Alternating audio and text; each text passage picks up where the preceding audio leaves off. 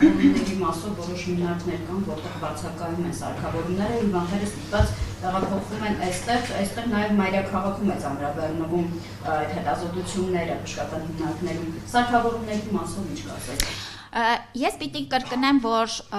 որոշակի ծառայություններ կան, որոնք հնարավոր է մատուցել միայն երրորդ կարգի բազմապրոֆիլ խոշոր հիվանդանոցներում մայրաքաղաքում, որովհետև այդ ծառայությունների որակյալ լինելու համար պիտի լինի որոշակի հոսունություն եւ դա հնարավոր չէ կազմակերպել ավելի փոքր բնակչություն սպասարկող կենտրոնում։ Եվ այս մոդելը մենք այս երկրի ծառայությունների մաստեր պլանը մենք երկար ժամանակ աշխատում ենք դրա վրա եւ այդպես է լինելու է, բայց մարզային բժշկական կենտրոնները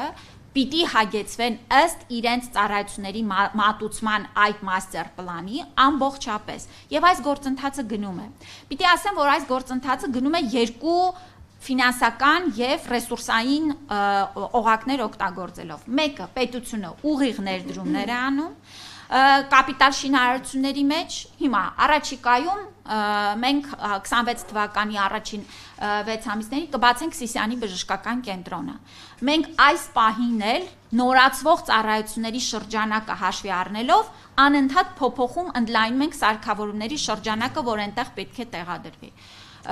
Ուրեմն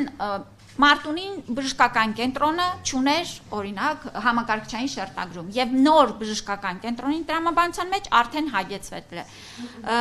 Մյուս տրամաբանությունը լիզինգային ծրագրերն են եւ մեր բժշկական կենտրոններն էլ պիտի կարողանան այս բոլոր գործիքներից օգտվելով ավելի փոքր ներդրումներ պահանջող սարքավորումներով հագեցվեն։ Առաջիկայում մենք արդեն սկրինինգային ծրագրերի շրջանակներում նախատեսում ենք նաեւ մամոգրաֆիկ ծառայությունների ընդլայնումը մեր մարզերում, Վանաձորում արդեն գործում է տվյալ բժշկական կենտրոնի միջոցներով գնվածը, բայց սա է մեր շարունակական ներդրումը։